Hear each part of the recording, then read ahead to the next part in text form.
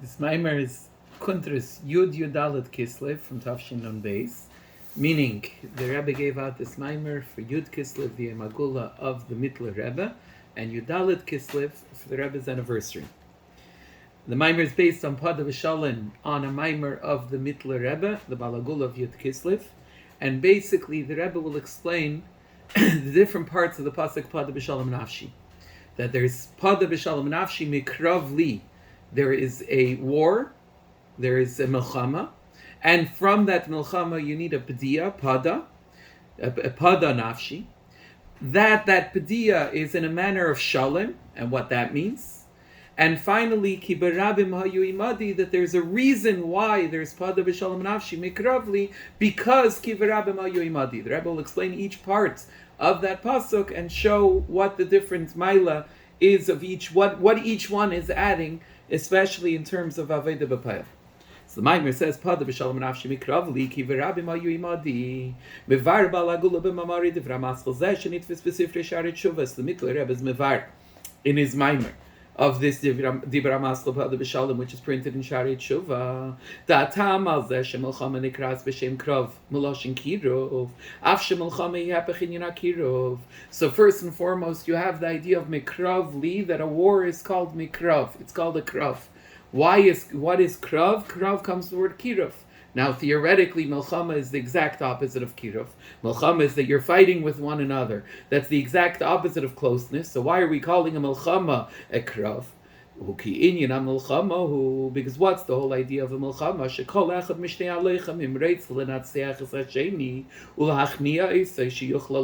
The whole idea of a war is that each one of the two that are fighting wants to overcome, to be victorious over the second one, and to subjugate him, that he should be included in him. In other words, the ultimate point of the fight is that he should take control of the other one. But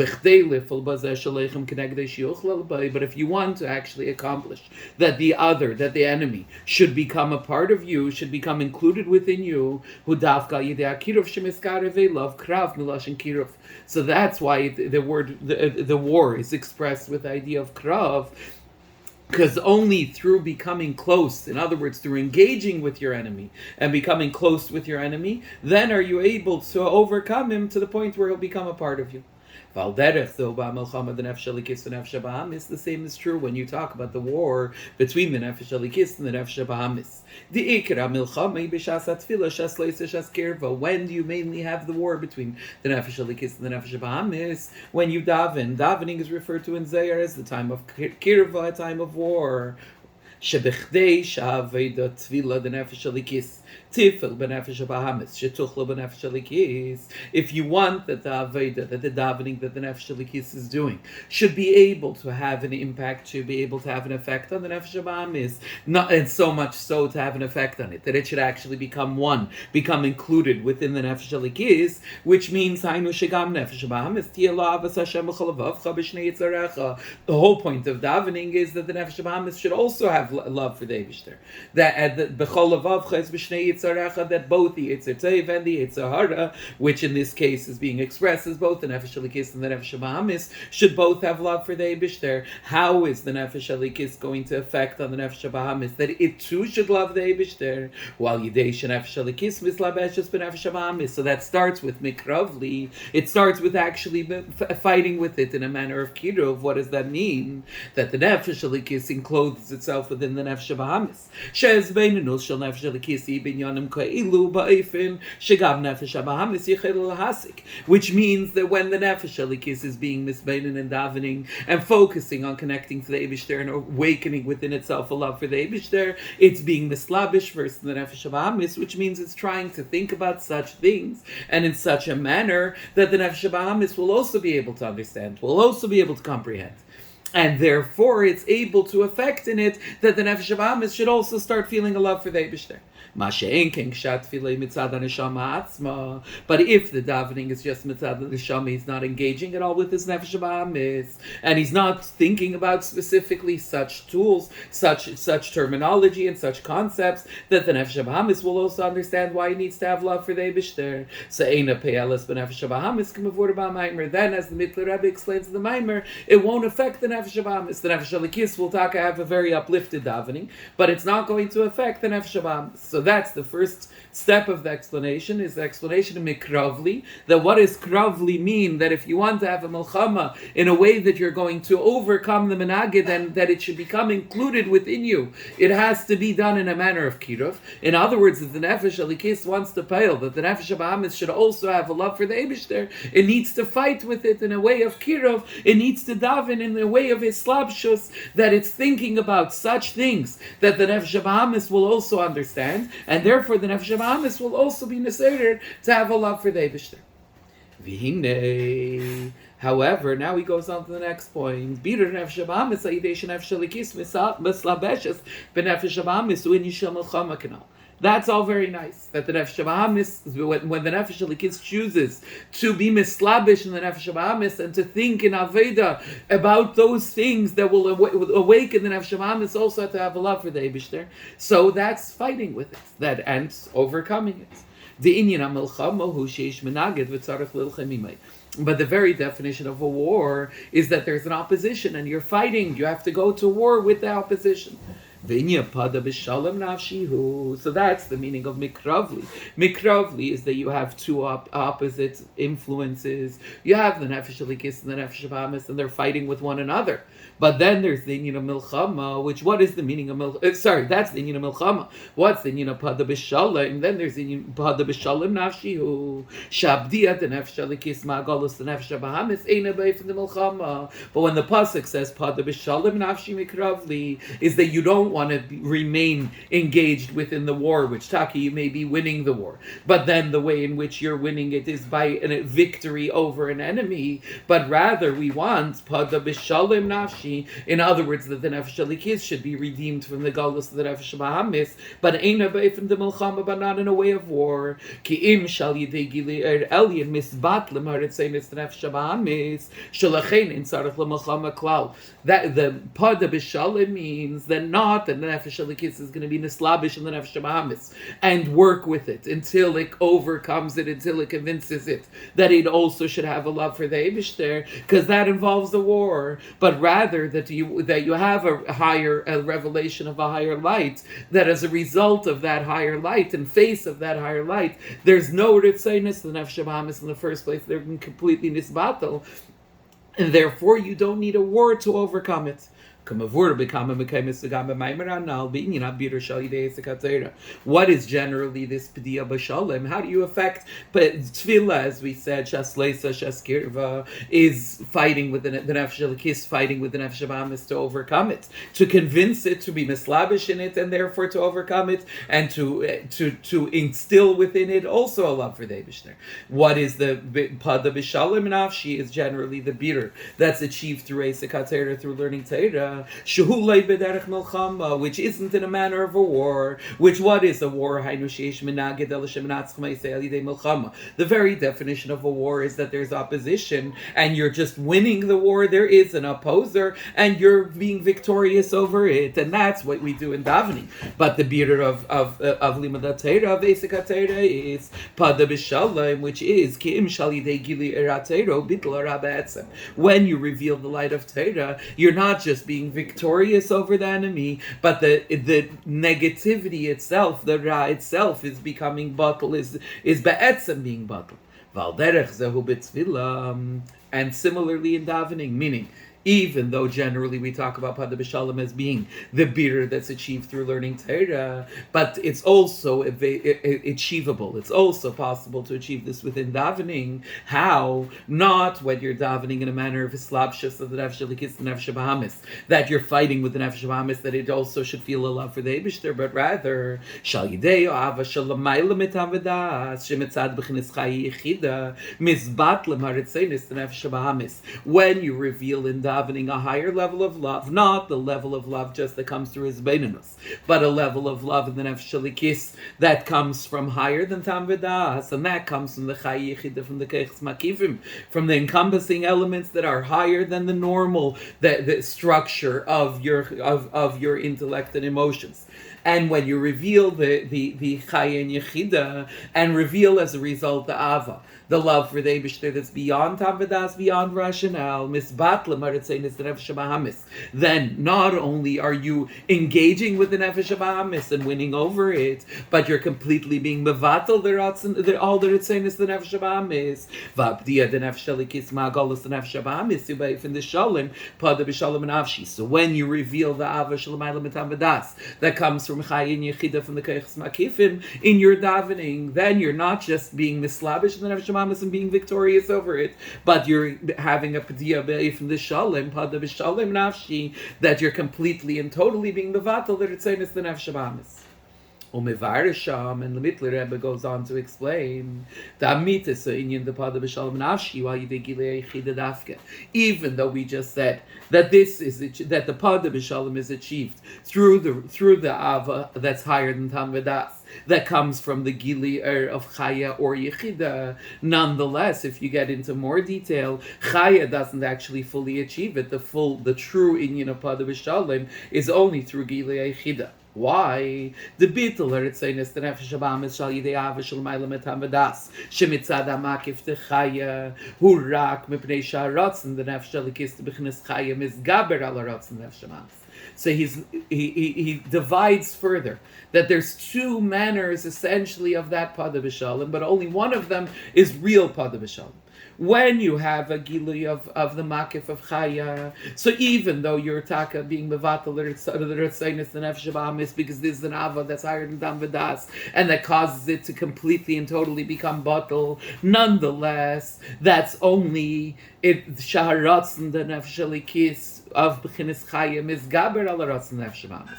That's only that the nefesh halikis is being, and the ratzon of the nefesh halikis for the Eibishter is being misgaber, stronger than the ratzon of the nefesh habahamis. So take, it's winning the battle, and it's not even winning the battle in a manner of islabshus. It's winning the battle in a manner of Podoh B'Shalom of a gili mamayla, but it's still the ratzon the nefesh habahamis is there. It's just that the ratzon the nefesh halikis is stronger.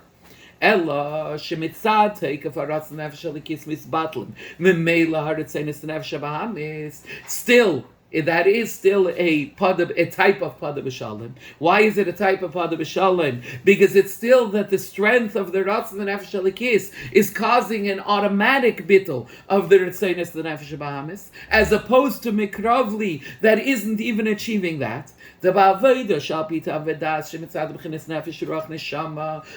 have the Aveda, that's a rational, logical, structured Aveda that comes from Nefesh Ruach Neshama, that comes from the Keiches Pnimim, that are part of you, that you approach in a structured, normal way. Habira the Nefesh Habahamis al Yidei Nefesh Halikis Mislabeshes B'Nefesh Habahamis V'Leichemes Ima. Then you need, in order to be Mavar the Nefesh Habahamis, you need the Nefesh Halikis to actually enclose itself within the Nefesh Habahamis and go to war with it. And therefore, as we said before, all that's being achieved is that it's being negated, that it's being as it were put in its place, but it's not. It's still a mitzias of a menaged that's fighting against you.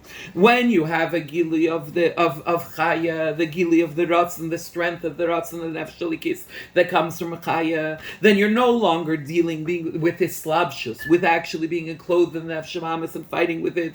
Masha'enkim b'chinas chaya, as opposed to when you have the level of revelation, of the level of chaya. Al yidei take of a ratzon nefesh halikis ratzon shalamayla mitam. Since we're talking about something that's much stronger than the regular of Alpitam Vedas that's in the Keiches Pnimim. We're talking at the end of the day about something that's coming from the Keiches Makifim. So therefore, it's much stronger than Ratzon. The Nefesh Halikis is much stronger, and Mitzbat Lemehem Aretzenis the Nefesh Habahamis Memela. Therefore, it also is able to achieve some aspect of Podoh B'Shalom, that the Ratzon, the Nefesh Habahamis, is being automatically nullified and doesn't need to be engaged with, doesn't actually express opposition. But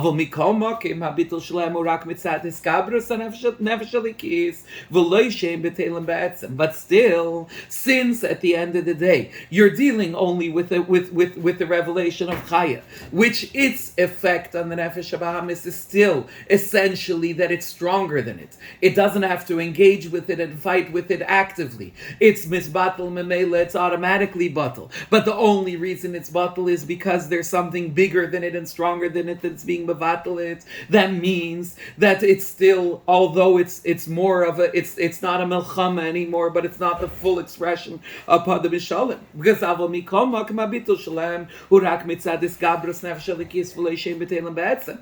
The bitul that comes from the level of Chaya is still just that the Nefesh Elikis is stronger than the Nefesh Bahamis, therefore it's batal before it. But not that there's an etzem bitul. And therefore it's not the true inyan of shalom, because if Podoh B'Shalom fully would mean a complete and total bittul, and Chaya is not achieving that complete bittul.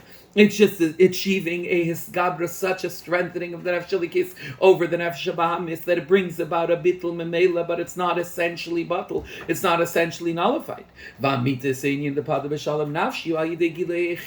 Where do you have the true inyan of Podoh B'Shalom, that it's truly b'shalom, that it's truly not it's completely and totally batul. Not that one thing is stronger than the other. That's achieved when you have the gilui of yechida, when you reveal the yechida. Why? The kivan Yechida and connect the lumasa, because what is the essence of Yechida? It's also a makif like Chaya, but it's as opposed to everything else, Nefesh, Ruach, Neshama, and Chaya, where there's still a lumasa. Or even in Chaya, where there's no direct lumasa, where there's a bavua, there's a shadow. But when you talk about Yechida, so in connect the lumasa, there's no opposition bavua, the bavua last lu, as it says, there's no even shadow of a shadow. Lochein bitlar, it's saying it's nefesh bahamis ayidei gilei Yechidahu. So therefore, when you reveal the Yechida, then the nullification of the Ratz and the nefesh bahamis that happens is loish al yidei gilei Yechida nasa bitlar, it's saying, then it's no longer that through the revelation of Yechida you're achieving a nullification of the Ratzon of the Nefesh Bahamis. In other words, that there is an opposition, but you have something stronger, and therefore you're being mevatel it. Kim shemitzada Yechida in Makom El Chatchila l'Ritzein Azarim. Because from the level that's true of the level of Chaya, that Chaya allows for the existence of a menagid. It's just so much stronger than the menagid, and therefore it's batal b'meila. It's this batal b'meila. But Yechida doesn't have an opposition in the first place, and if there's no opposition in the first place, that means there's no room for Ritzein Azarim, for any strange Ratzon in the first place. So he says that's taka the taich of the pasuk. Podoh B'Shalom nafshi. How do you achieve a true Podoh B'Shalom? Ki berabim hayu imadi. So the end of the pasuk gives the reason, because berabim hayu imadi. What is the meaning of berabim hayu imadi? The berabim hayu imadi utam ki al Podoh B'Shalom nafshi. The berabim hayu imadi is the reason. Ki berabim hayu imadi. The reason why Podoh B'Shalom nafshi is because berabim hayu imadi. Why? Because the Mitler Rebbe explains in the Maamer at length that Berabim Hayu Imadi is going on such a level that's a riboy, which means to be ma'ir the giloya and reveal the yechida, which is able to handle even berabim, even a complete separation, the turi de pruda versus arabim. Vayidei giloya yechida. When you so ki berabim hayu imadi, the Mitler Rebbe explains, it references giloya yechida. Vayidei giloya yechida p'tiyad nafshel kisi beif in the shalom Podoh B'Shalom nafshi. So that's the meaning of the pasuk. Podoh B'Shalom nafshi ki berabim hayu imadi, that since berabim hayu imadi, since we have a giluya yechida, therefore Podoh B'Shalom nafshi, therefore you're able to achieve the true level of Podoh B'Shalom. Okay, so far Bekitzer, what he explains, there's first of all a level of mikravli. There's the ability of the nefesh elikis to fight with the nefesh bahamis, as we do b'shas leisa, shas kirva, when we daven, that it's nislabish in the nefesh bahamis and tries to overcome it. But that means that it's still a menagid that it had to fight with. And it achieves that, it does that by being mizbeinin and such things that the Nefesh Bahamis will also understand, and therefore will also be neseir to Allah for the Eibishter. But that means it's still bad some menagid. Then you have a higher level of bitter, which is Podoh B'Shalom, but through the gilui of Yechida, that's is through learning Torah, or in tefillah when you have an ava, a revelation of a greater because you have an ava that's higher than tam v'das. So then you have Podoh b'Shalom, that you're not directly fighting with the menagit, but still that's able to be through the gilui of chaya, which would result itake in the ritzainus that nefesh habahamis being nisbatel, but they're nisbatel only because the nefesh halikis is stronger than it and is overcoming it. It's not fighting with it. It's not nislabish in it, but it's still, because it's stronger than it. Therefore, the ritzainus of the nefesh habahamis, which are there, which are be'etzem hamanagit, are being nisbatel. And then you have the true inyan of Podoh b'Shalom, ki verabim hayu imadi, which is a revelation of Yechida, that when you have the revelation of Yechida, then you're able to achieve a true Podoh b'Shalom,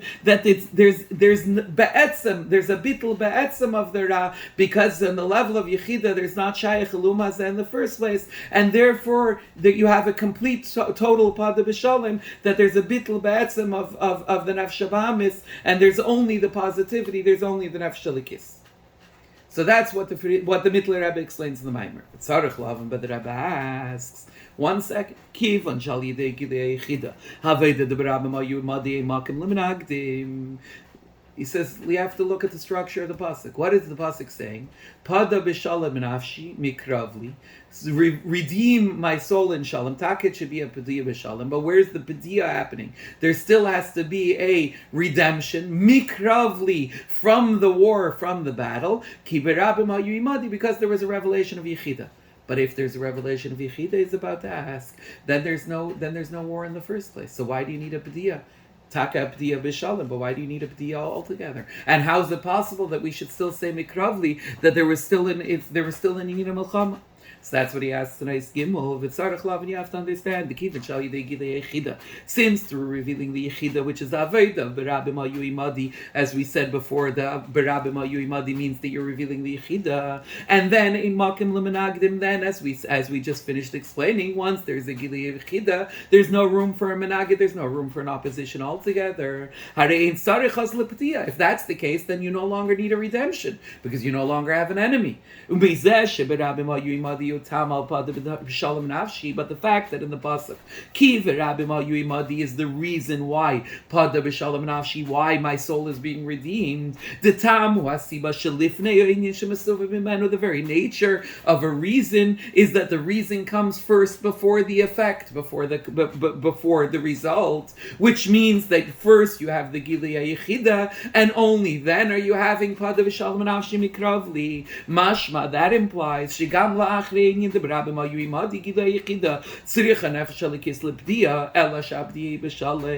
implies that even after you have the Gilui Yechida, even after you have Berabim Hayu Imadi, we still need to say Podoh b'Shalom nafshi, and which means that you still need to be redeemed, even if the redemption is taka in a manner of Shalom, which is a much higher level of redemption. But the fact itself that you have to be redeemed implies that there's a menagid. But we just said that when there's Gilui Yechida, there's no menagid altogether. So why do you need Podoh b'Shalom nafshi? And furthermore, the Rebbe asks,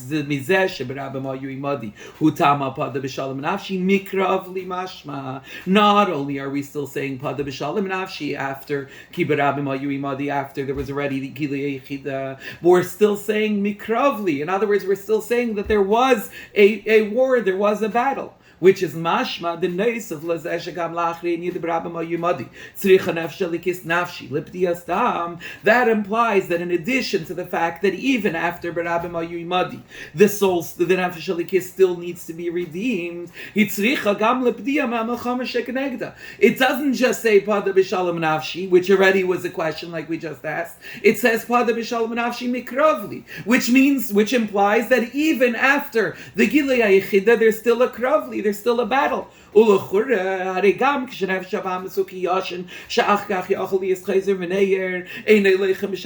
Ma'aseh Keneged Nefesh Elikis. So ask the Rebbe, even when the Nefesh Habahamis is just like sleeping, which means it could still be awakened, like the Alter Rebbe explains in Tanya about when a person's in the time of Krishma and Tefillah, that the Nefesh Habahamis is just sleeping, and therefore you still have to be cheshish that it's going to wake up later. But still, at that moment while it's sleeping, that means that it's not being lechem mishas ma'aseh keneged nefesh elikis. At that moment, it's not actually having a battle.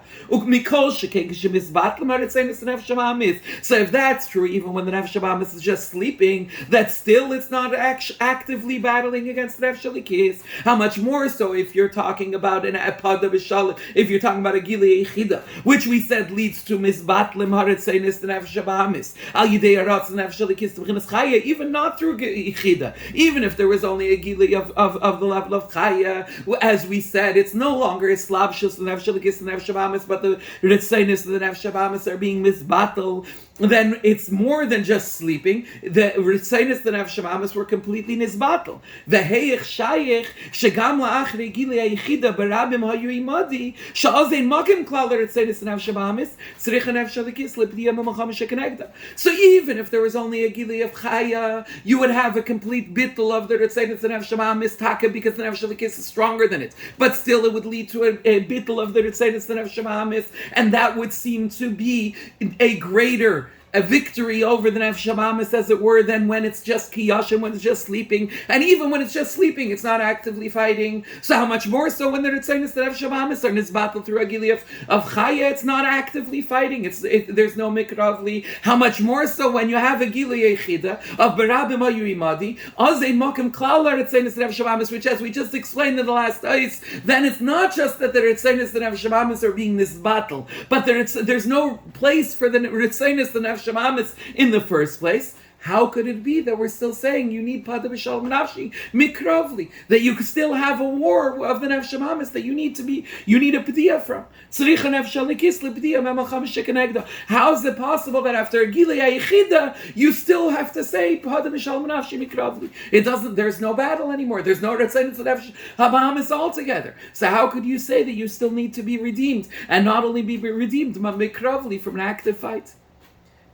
So the Rebbe answers that you could explain that the answer is he gives you right away a glimmer of what will be the eventual answer. That the fact that it's saying ki verabim hayu imadi, because verabim hayu imadi, the mizeh mashma kanal shepada mikravli hu leachrei verabim hayu imadi, which, as we said, implies that first you have a gilui yichida, you have verabim hayu imadi, and only then comes about the Podoh b'Shalom nafshi mikravli. He says, Rebbe, that's exactly the point. The pasuk wants to hint to the fact, even somebody that's on a low level, somebody that his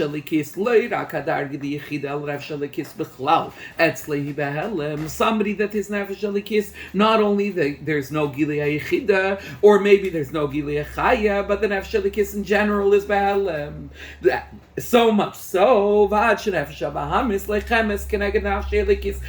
so that the Nefesh Habahamis is actively involved in fighting against the Nefesh Elikis. Mikravli, the Nefesh Elikis is actually behelem, and the Nefesh Habahamis is fighting practically against it. Nonetheless, ki verabim hayu imadi mikol makim, nonetheless, Al Yidea Machshava B'inyan HaYechida, if he'll just stop and think about the inyan of Yechida, V'hachlata Sh'anhaga Shalitia B'hetem L'B'chinas HaYechida Shemenavshein, meaning he doesn't actually have a complete Gilui Yechida at this point. He hasn't revealed it because his Nefesh Habahamis is still fighting, which means he hasn't actively engaged in the Avodah of Nefesh Ruach Neshama, and certainly hasn't achieved Gilui of Chaya, and absolutely hasn't achieved that all the Gilui Yechida. But nonetheless, just by thinking about the Yechida, and just by deciding that from this point forward he's going to behave in a way that's in accordance with the Yechida, with the Yechida in his nefesh and his soul, Berabim hayu imadi, which is Berabim hayu imadi, the end of the pasuk, that he's thinking about the fact that I'm going to behave in a manner of Yechida. P'diyas nafshei elikis ma'amal chamas nefesh habahamis v'havad nafshi mikravli hiba'if in the shalom, that already gives him the kayach. Just remembering about the yechida, just thinking about the gilei yechida, gives him the kayach that he's able to achieve pada b'shalom nafshi mikravli. In other words, the Rebbe is explaining that when it says pada b'shalom nafshi mikravli ki v'rabim ayuimadi, it doesn't mean like it seems to mean in the simple sense that you've achieved v'rabim ayuimadi, you've achieved gilei yechida completely, and therefore you're able to now have pada b'shalom nafshi mikravli, like we explained before, because there's a bittul ba'etzem of the ritzenis that have shabahamis. But rather, while you're still fighting, the recognition, the awareness of the level of yechida, and what the level of yechida enables you to achieve, it already allows for a pada b'shalom nafshi mikravli, allows you to win the battle taket, it allows you to deal with the nefesh hamis even while it's still b'hisgabrus, even while it's still strong. But what does that mean? So that's the answer. The answer to how in Ois Gimel he asked the question, if ki berabim ayuimadi, so what do you need anymore? A pada b'shalom nafshi mikravli. And the answer is that we're not talking about somebody who's achieved a full gilei yechida. We're talking about that just by remembering the concept ki berabim ayuimadi, the level of yechida, and deciding to operate in accordance with it, you're already achieving pada b'shalom nafshi mikravli. But what does that mean? What exactly is this pada b'shalom? What's achieved through the gilei yechida? And what does the gilei yechida allow you, just remembering about the yechida, allow you to achieve a pada b'shalom nafshi that you otherwise wouldn't be able to do? So in order to explain that, the Rebbe is going to go a little bit first on what seems like a tangent, but what's necessary to be able to answer that question, which is to get into the idea that there's two different forms of bitter altogether. There's a bitter b'derech mamayla lamata, a bitter b'derech mamata lamayla, and as we'll show, each one has different mailas and different chesrenis, but there's a way ultimately to having the benefits of both of them. That's achieved through remembering the kayach of yechida, enables you to achieve the benefits of both the bitter b'derech mamayla lamata and b'derech mamata lamayla, and that is how he's ultimately going to answer. That's what allows for pada b'shalom nafshi mikravli. What does that mean? So he says like this in his daled v'yuvan zeh behaktim. So we'll understand this with first the hakdama mashakasa b'parshaseinu, this that it says in Parshas Vayetze, v'shavti b'shalom beis avi, that Yaakov Avinu says, I will return in peace to my father's home. Bevar balagula, so the Mitler Rebbe explains, what was the reason that Yaakov was going to Charan? In order to refine the sparks of Kedusha that were contained there. V'zeu, by the house of Lavan. V'zeu, and later with Esav as well. This is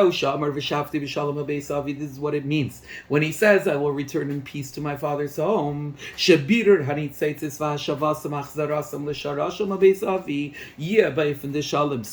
Rebbe explains that what is V'shavti b'shalom beis avi? He's not just talking about his own practical gashmistic return to his father's home, but rather that his ability to be mevarad in its seitzis, and that are by Lavan and later by Esav, and to bring them back to their sheirish Beis Avi, how should that be achieved? Just like we said before about Pada b'Shalom, the Birer Anitzeitzis should be in a manner of Shalom.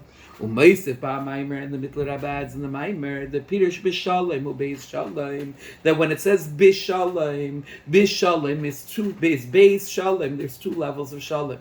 There's a Shalom amayla lamata, v'Shalom amata lamayla. There's a piece that's from above to below, and then there's a piece that's from below to above. Says the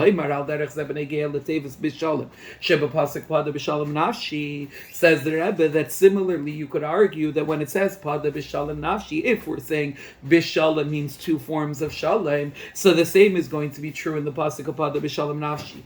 Just like in Vishafti Bishalom, the Bishalom will Beis Shalom, that Bishalom will also there be able to be read as Beis Shalom, which means that when you're talking about the B'diya Bishalom, there's also Mamayla Lamata and Mamata Lamayla. There's also a Shalom that's achieved from above to below, and a Shalom that's achieved from below to above.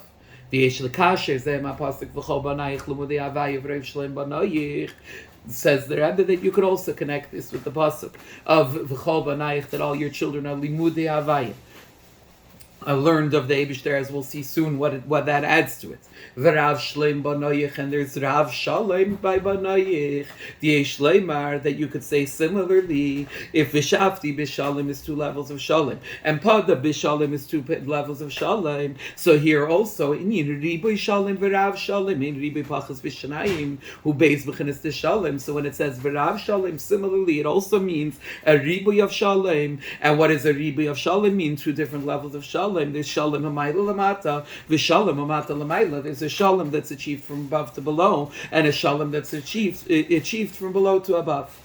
Theoretically, you have to say Shakavana Maamer b'mamayla lamata v'mata lamayla higam l'shnei ha'ifanim shebeinyan habirurim ha'inyan v'shafti hashavas anitzeitzes l'sharasham birur b'derech mamayla lamata birur b'derech mamata lamayla. Meaning, even though technically the Maamer only says that there's 2 forms of Shalom, a Shalom of mamayla lamata and a Shalom of mamata lamayla, but that doesn't necessarily relate to the bir, at least from what the Mittler Rebbe says in the Maamer. That doesn't necessarily relate or express the manner of the bitter, the manner of the refinement. It seems to be talking about the nature of the shalom that's achieved. Nonetheless, says the Rebbe, theoretically, you would have to say that what he means in the Maamer of Mamayla Lamata and Mamata Lamayla isn't just going on the result that you're able to achieve a shalom that's Mamayla Lamata and a shalom that's Mamata Lamayla, but rather it's going on the process as well, not only on the results. That the bitter could be done b'derech mamayla lamata. There's one form of bitter which is a bitter of mamayla lamata, and another form of bitter which is a bitter mamata lamayla. Which we'll get into in a moment what those different forms of bitter are. But the Rebbe says you have to understand. It's explained in several places. Even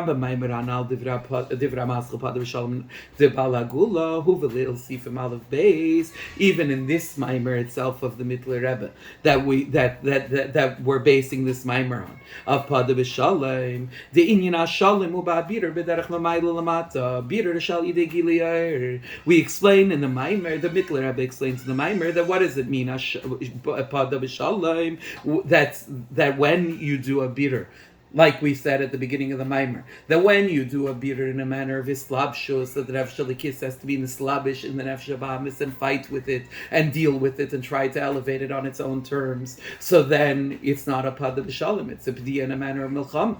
And when do you have a Podoh b'Shalom? When the bitter comes in a manner of mamayla lamata, that you reveal such a great light that automatically the mata is nisbatal, automatically the tachtin is nisbatal. So he explains. It's explained previously, seemingly, that shalom is only going on one form of bitter, only on the bitter from above to below, a bitter that's through giliyar.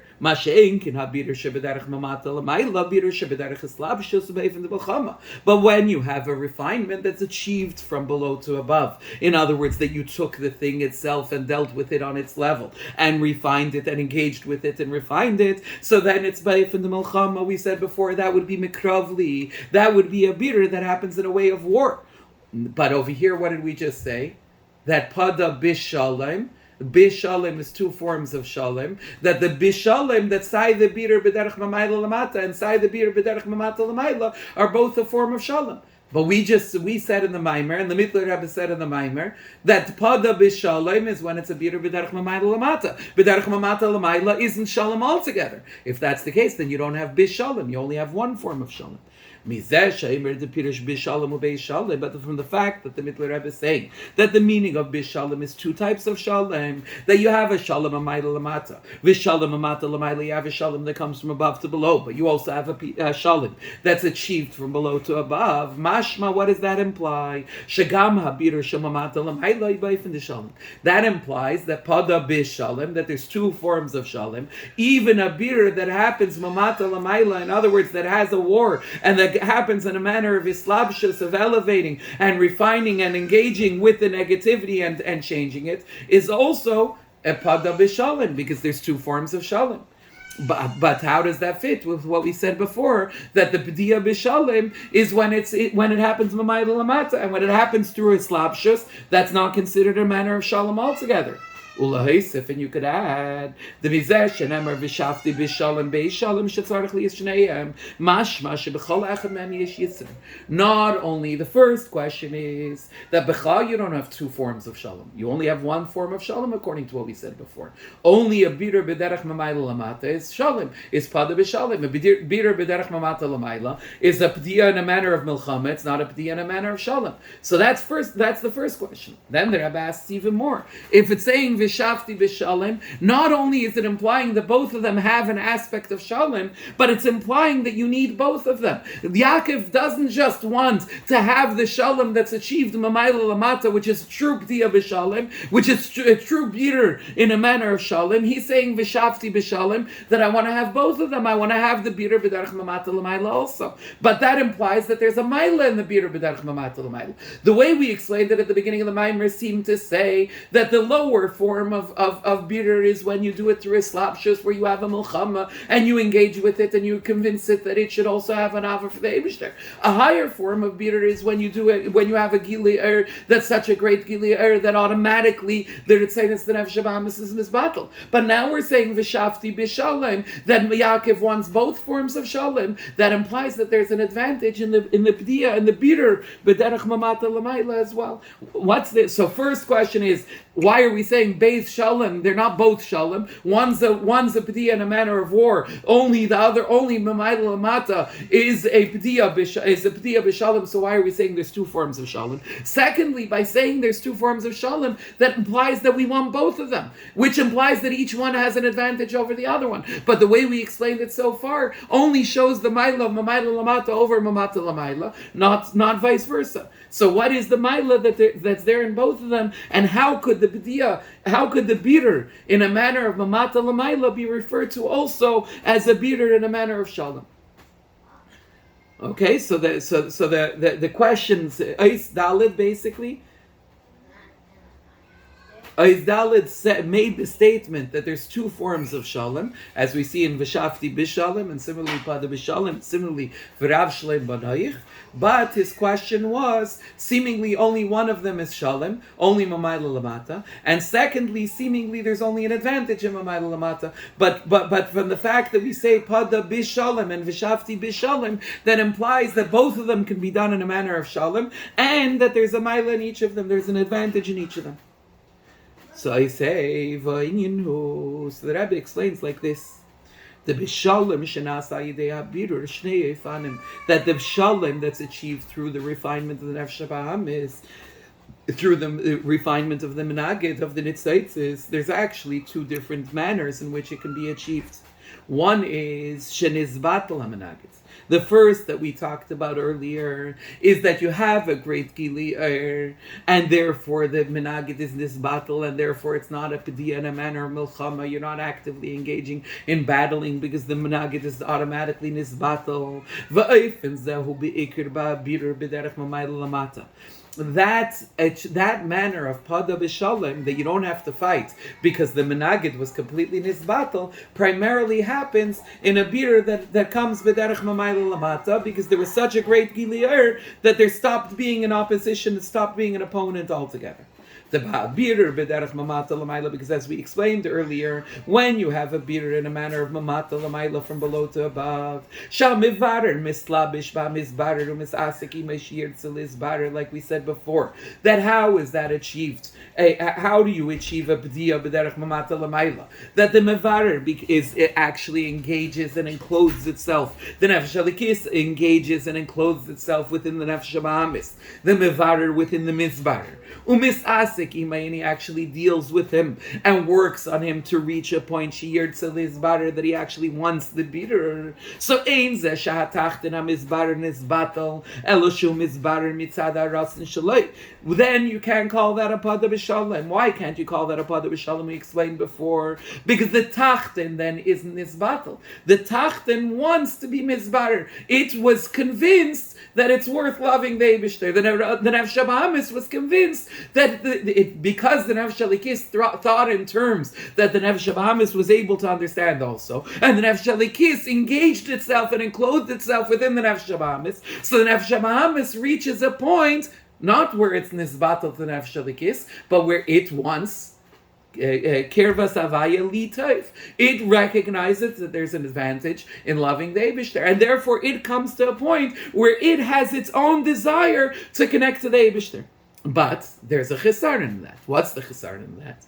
V'kivan shegam la'achrei shenizbarer hu mitzias detachtin ve'elyanim hepchim lochen gam la'achrei shenizbarer shayach shinaged le'elyin. If the nefesh of Ahamis was convinced to love the Eibishter, remaining still a nefesh of Ahamis, because the nefesh of the kiss enclosed itself within the nefesh of Ahamis, and it wasn't mevatel it. It didn't completely overwhelm it. It dealt with it. It convinced it that it's good for it to love the Eibishter, that it's good for it to want to be nisbarer. But that means that it's the nefesh of Ahamis. It's the tachtin that wanted to be nisbarer. And if a tachtin wants to be nisbarer, that means it's still a tachtin, which results in the fact that it's possible for it to be menaged to the elyon. Why? Because essentially a tachtin is opposite an elyon. And since essentially a tachtin is opposite an elyon, and in this case the tachtin wasn't his battle, it's still there. It's just it wants to be close to the Eibishter. So it's always possible that it'll come to a point where it'll want something else more, where it'll stop wanting to be close to the Eibishter. It'll again be menaged to the elyon, because be'etzem it's hapech the elyon, and it didn't change from what it was. It just was convinced that it should want what's holy as well. That the Rebbe said it first in just the Asius of the elyon and the tachtin, but putting it into Avedas Adam, which we explained earlier. Shabirur the nefesh habahamis, al yidei shenefesh halikis mislabeshes b'nefesh habahamis. When you have the refinements of the nefesh habahamis, but it's achieved because the nefesh halikis enclosed itself within the nefesh habahamis. Who? What does that mean? What happened here? She'ezbeinen nos the nefesh halikis hi ba'ofen shegam hanefesh habahamis tovin v'tasig esa inyan halikis shemizbeinen by shal yidei zeh tovin laves avaya. What happens? What does it mean that the nefesh halikis enclosed itself within the nefesh habahamis, that it was mizbeinen in such a manner that the nefesh habahamis should understand and comprehend the godly concept that the nefesh halikis is thinking about, and as a result the nefesh habahamis will also love the Eibishter. But if that's the case, then why does the nefesh habahamis love the Eibishter? The fact that the nefesh habahamis after this is veinus, that's done in a manner of islabshus, will also come to love the Eibishter, which is opposite its nature, because by nature it's drawn to physical things, to material things. In this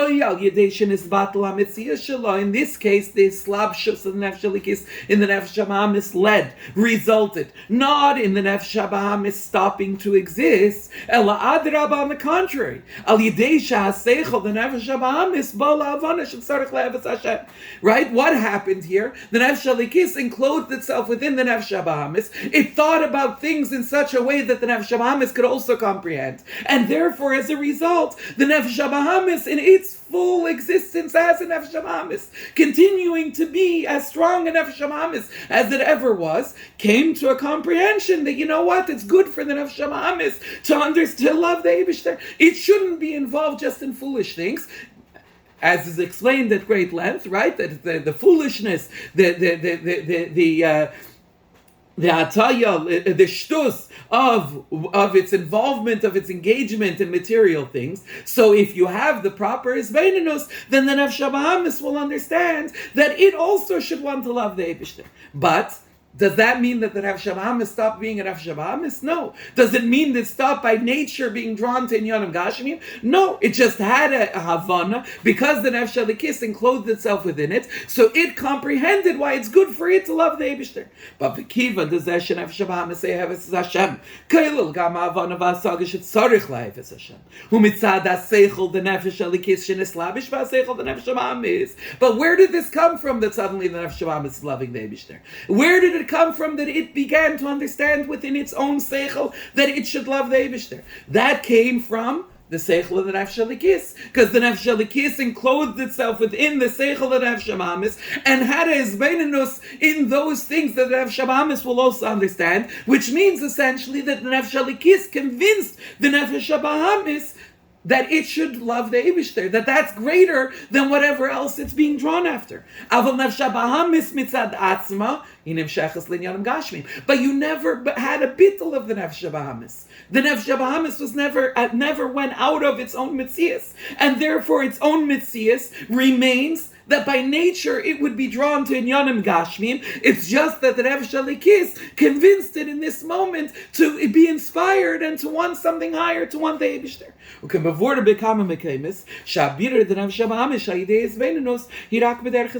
As explained in many places, that when the nefesh halikis is enclosed itself within the nefesh habahamis and through his beininus brings the nefesh habahamis to love the Eibishter, all that's happening is iskafia. It's being subjugated. It's being controlled.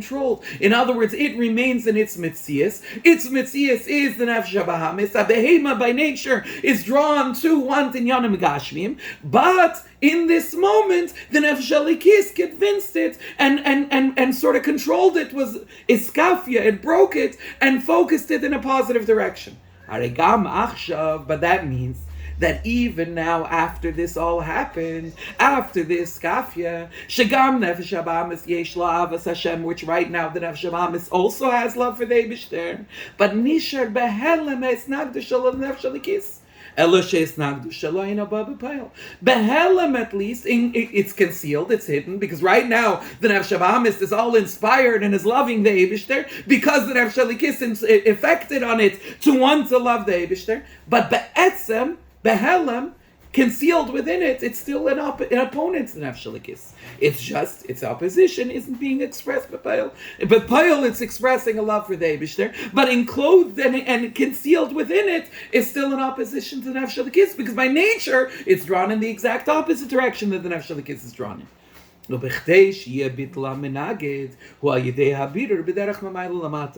that's why this is all the explanation of what we said before, that the b'diya b'shalom is only possible seemingly in a bidur b'derech mamayla lamata, because if you want to completely negate the opposition altogether, it can't happen seemingly the way we just explained it in a bidur b'derech mamata lamayla, because then the menagid is still there. It's just iskafia, it's just being subjugated and controlled and being inspired in this moment to feel love for the Eibishter, but ba'etzem mitziyusay, it continues to be opposed to godliness.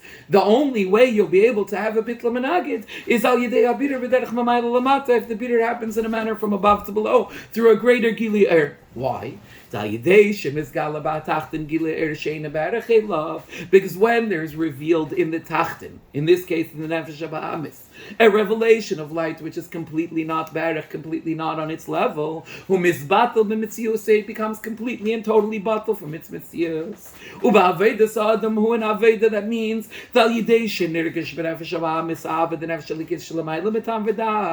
when the nefesh habahamis begins to feel the love of the nefesh halikis, but not through his beinunus, which is just a skafia, which is just temporarily inspiring it with the inspiration of the nefesh halikis, but rather it feels how the nefesh halikis is thinking about something, has a love for the Eibishter completely higher than tam v'das, which is completely not barech to what the nefesh habahamis understands. The ava zuhi b'derech klal ava rabba shalamayla magbalas klei alev, that this love is generally it's such a tremendous love that's completely and totally outside of the limitations of the vessels of the heart, of the limitations of the heart altogether. So now it's not being inspired by something that reached it on its level. It's being nisbatel because it's being exposed to something that's higher than it completely, that's completely and totally removed from its mitzias. And that causes the nefesh habahamis to be completely nisbatel from its mitzias.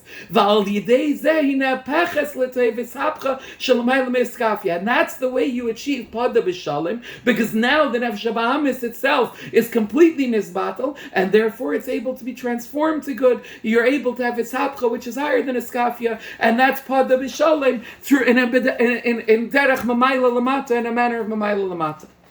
However, that's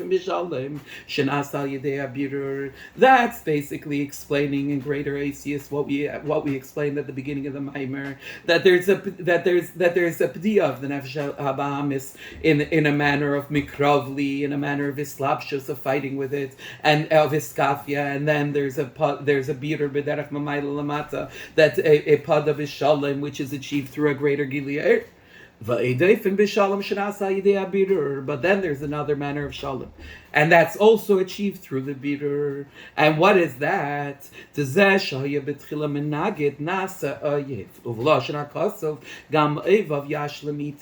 What's the next level? The next level is that the opposer itself, not only the first manner of islapshus, that the opposition is temporarily restricted, iskafia, not only that the opposition is totally batal and stops being an opponent altogether, which that is ishapcha, but then there's the lashon of the pasuk of yashlemite, the level where the menagid, where the opposition itself becomes an oyev, becomes one who loves the Eibishter. That's the higher level where you're not just achieving either a temporary restriction of the opposition, which is islapshus, which is iskafia, or ishapcha, but in a manner of bitul haminagid, which is the birur that comes through a gilei mamayla, a birur b'derech mamayla lamata. So another manner of Podoh b'shalom is where the menagid itself becomes a supporter. The opposition itself becomes a supporter. Gama evav yashlim imay, the enemy itself, yashlim itay, the enemy itself becomes b'shalom, becomes an oyev. How does that achieved? That's achieved primarily not through a birur b'derech mamayla lamata, but primarily through a birur b'derech mamata lamayla. Why?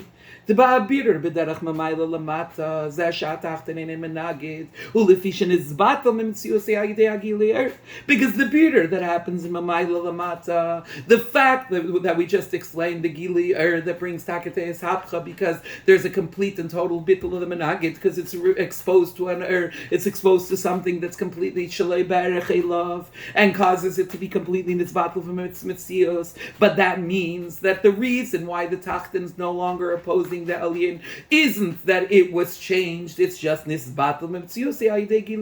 There was such a great revelation of light that not only was it temporarily restricted and put in its place, or convinced to go along, it was completely and totally nitzbatel. But if you have a complete bittul of the Tachten, that means that the Tachten itself didn't change. You weren't able to change the Tachten. You were able to overcome it. Not just to overcome it technically, practically, that it remains in its opposition and it's forced to go along. That's iskafia. That's the simple level of the mikravli. That's the simple level of mamata lamayla. Mamayla lamata is higher, that you're completely and totally mevata lemenagid. It ceases to exist. But why does it cease to exist? Because of a giliyur, which means that it didn't change. The Tachten never changed. Even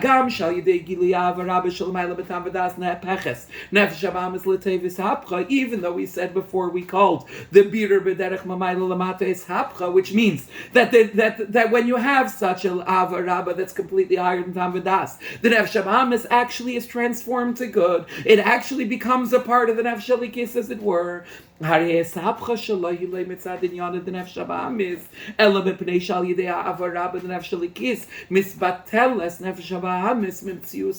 that still doesn't mean that the Tachten itself is changing. The Nefesh HaBahamis isn't itself changing. It's just that there's such a great revelation of light that the Nefesh HaBahamis completely and totally ceases to exist as a Nefesh HaBahamis, and therefore by the practical result is that it was transformed completely to become a part of the Nefesh HaLikis. But the Nefesh HaBahamis in the Metzias of a Tachten never changed, never was actually affected. The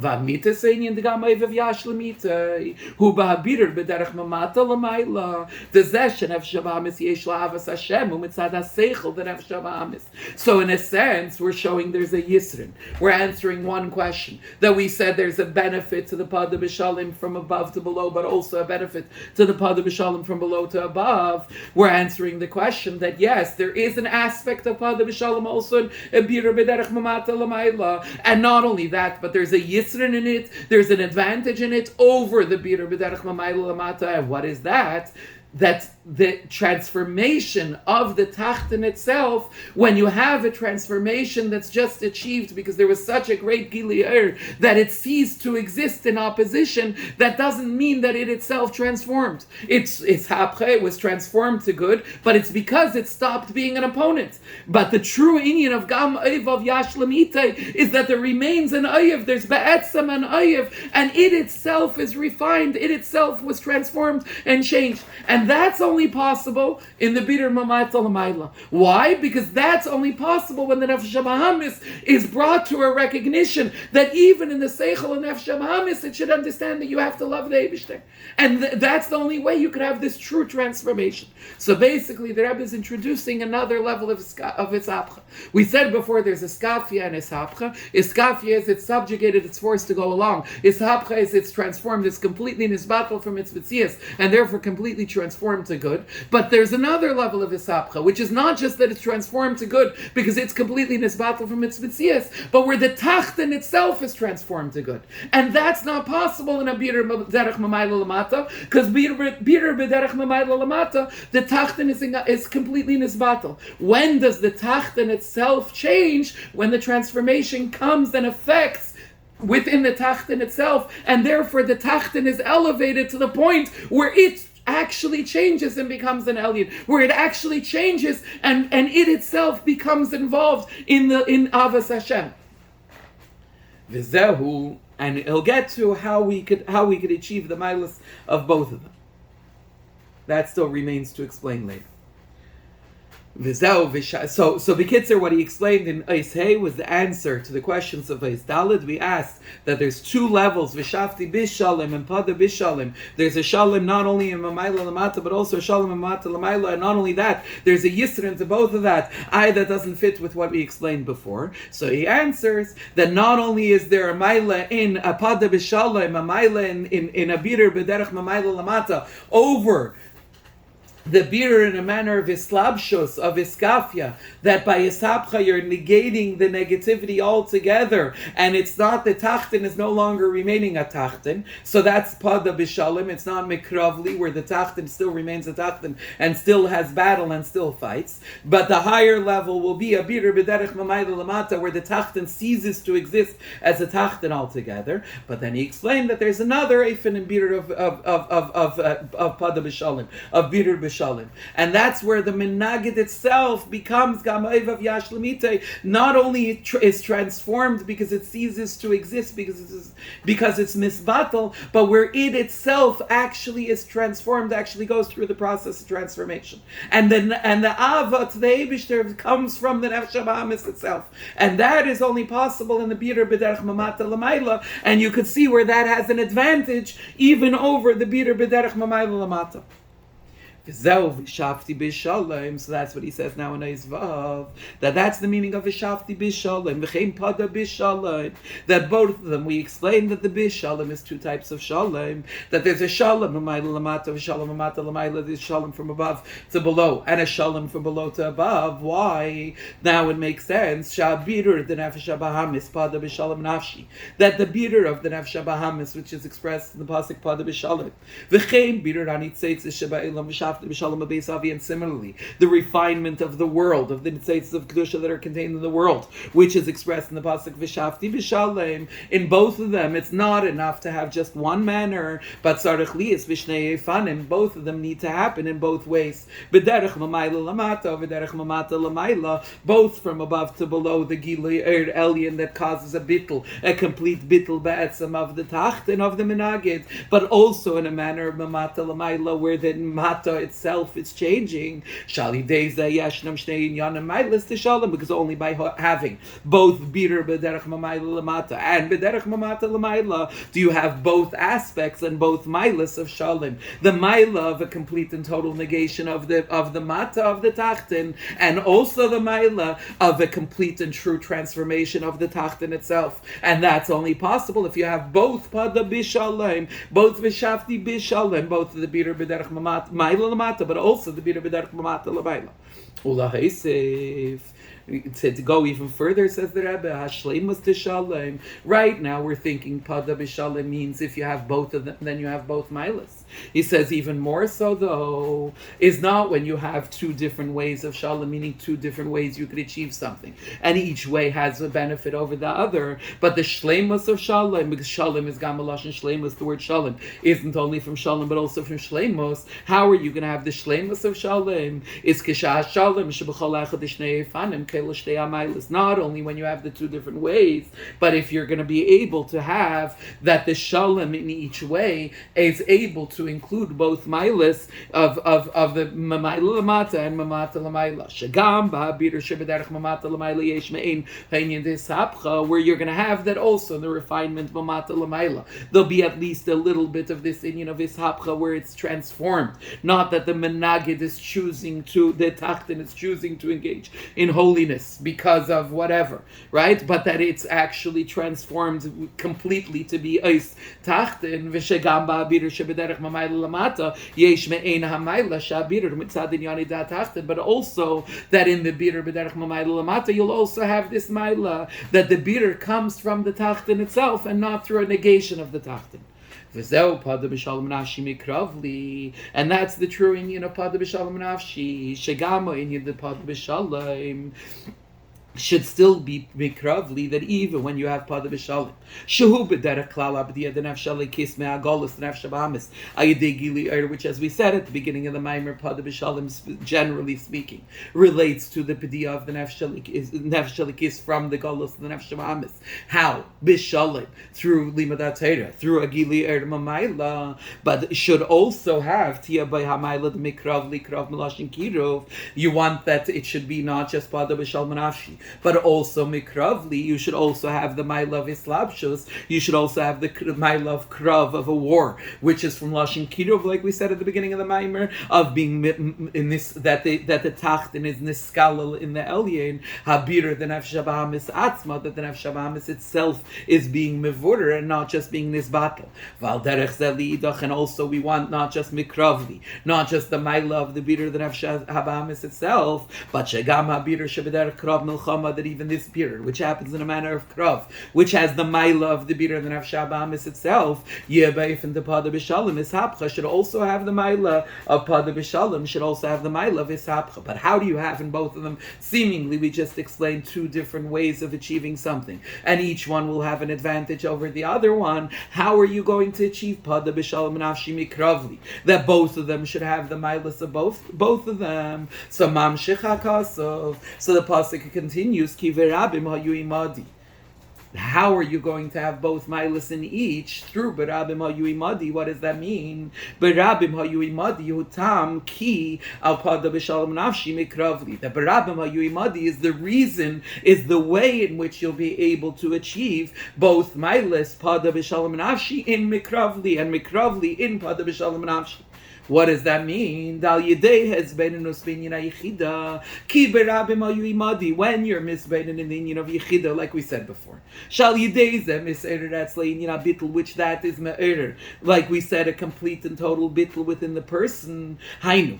What does that mean that it's made a bittul in the person? Shegam lifnei aveda the Podoh B'Shalom nafshi mikravli v'tzarich adayin lifteis nafshi elikis melchamas nafsha bahamis humis bittul klali lelokos sheba ma'yichida shebai. Like we said before at the end of Eis Gimel, that what is the point of kivarabim hayu imadi while you still need a Podoh B'Diya and while you still have a shaychas mikrav? That means even before you did the aveda Podoh B'Shalom nafshi mikravli, even before you did the birur, you either b'derech or b'derech mamata l'mayla, and you still need a pediya from the milchamas that have shabahamis. But nonetheless, kivarabim hayu imadi, you're already mis'eder with a bittul klali telukus that comes from the yichida. Al yedei that through that barabim hayu imadi, through that bittul habirur den have shabahamis hu ba'ef in the Podoh B'Shalom nafshi mikravli shebechol echad shnei fanei habirur yeshnam shtei hamaylas. That's what allows the barabim hayu imadi, the meaning the gilui yichida and the bittul klali that comes through through Gilei Hayichida is what allows for the Podoh B'Shalom Nafshi Mikravli, what allows that Podoh B'Shalom Nafshi that a bitter B'derech Mamayla Lamata should still have the Maila of Mikravli of the bitter B'derech Mamata Lamaila, and Mikravli should still have the Maila of Podoh B'Shalom, that in each one of the two Eifani HaBitter, Yeshnam Shtei HaMailas, each one should still have both Mailas, as we'll explain shortly at the end of the Maamar. So first, the Rebbe explains that this is connected also with something else. The Rebbe says you could connect this inyan of Podoh B'Shalom Nafshi, of having the Mailas of the Biter B'derech Mamata Lamaila in the Biter B'derech Mamayla Lamata, and vice versa. And how is that achieved? By the Hakdama of the Bittul Kloli before the Aveda of Aveda Satfila and Limadat Seira. So you could connect this also with Masha Mevarik, Fetushus Muchadbar, B'mari Devramasl V'chobanayich the Avaya for Rav Shleim Banoich. This is connected also with what the Friedrich Rebbe explains in the Maamar of V'chol Banoich. Sham Rebbe Shabbos Parshas Vayetzi Tafresh Peites Shebekuntris Drushei Chasana, that the Friedrich Rebbe said this. It's part of Drushei Chasana during the Shabbos Parshas Vayetzi by the offer for the Sheva Brachas of the Rebbe. The Hatargum ala pasuk v'chol banayich kaimer, who that as we referenced already earlier, that Rav Shleim Banoich is also connected to Podoh B'Shalom and V'shafti B'Shalom. That it's Rav Shleim Banoich, that there's two forms of Shalom. So the Friedrich Rebbe and the Maamer explains that if you look at the Targum on the pasuk v'chol banayich hu v'chol banayich alfen beiraisa da'avaya, all of your children are learning the Torah of the Eibishter v'sagi yehei Shleim Banoich at Shleim Banoch, and there should be great the peace of your children. So the Friedrich Rebbe explains this that the Targum, when he explains V'chol Banayich Lemudei Havaya, he explains that they're learning the Torah of Havaya of the Eibishter. Theoretically, once he says that they're learning Torah, everybody knows that the Torah is the Eibishter's Torah. So why does he have to be medayik? Why does he have to say specifically in the Torah of the Eibishter?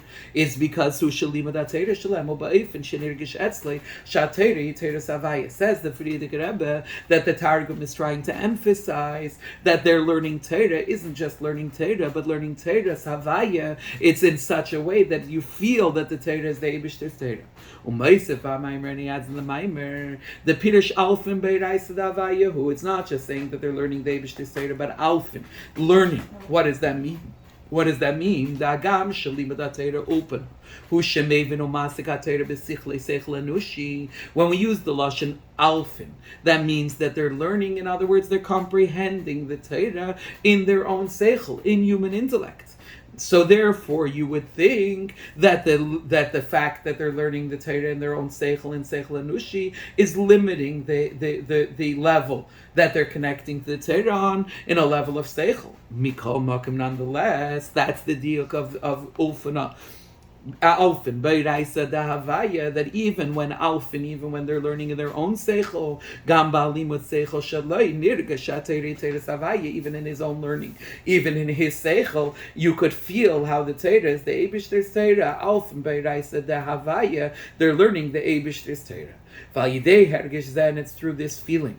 When he has this feeling that the Torah that he's learning is the Eibishter's Torah, then his learning, his comprehension is with bittul.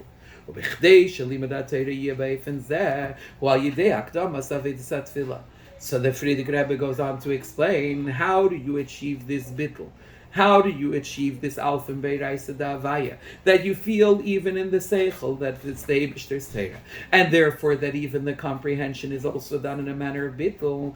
When a person's maktim, when he first has avodas tefillah before the limudat Torah. Why? Because the whole inyan of tefillah is that you're connecting, you're being bottled to elokus. And when a person learns Torah with the Akdama of Avedis Atfila, meaning with the Akdama of Bittul to the Eibishter, then his Limadat Torah also is in a manner of Rav Shleim Bonoyich, where he's Alf and Beiraisa de Havaya, and therefore it becomes Rav Shleim Bonoyich, Riboy Shalom Latamidei Chacham Meiskim Torah, Vergam Riboy Shalom Ba'ilam, Kmei Shalom Dorazam and Pasik Zeh, Shetamidei Chacham Imar Shalom Ba'ilam. That will therefore achieve Rav Shleim Bonoyich, that there'll be a Riboy Shalom, multiple Shalom, both to the Bonoyich, to the Talmud Chacham who's learning Torah, and also a Riboy Shalom in the world itself. Move on. So it says the Rebbe, if you look at the flow of the Maamer of the Friedrich Rebbe, from there it's understood if the person learns Torah not in this Eifen of Akdamas Avedis Atfila, and the Bittul to the Eibishter becomes as a result. Not only doesn't it bring peace in the world, because it's Dafke Alf and Beiraisa Davaya V'Chobonach Lemudi Avaya that then brings to the Rav Shleim Bonoyich, but Efsher Shiyavi Lepirad Alvavis with Limadat Torah is without the Akdama of Avedis Atfila, without the Bittul, then it could actually bring to separation, to Pirud Alvavis, to strife. Hepech HaShalom, the opposite of peace. Why? If a person's missing the feeling that the Torah is the Eibishter's Torah, then he's machzik teva, he holds himself great, that he learned a lot of Torah, and he becomes a mitzius yesh, he becomes more of a mitzius through his learning, that he considers himself to be a person of value. He considers himself to be an Adam Chashuv, an important person. And that, meaning the Torah that he learned and the feeling of ego that comes to him as a result, will actually cause not shalom, but the exact opposite. Why? Because of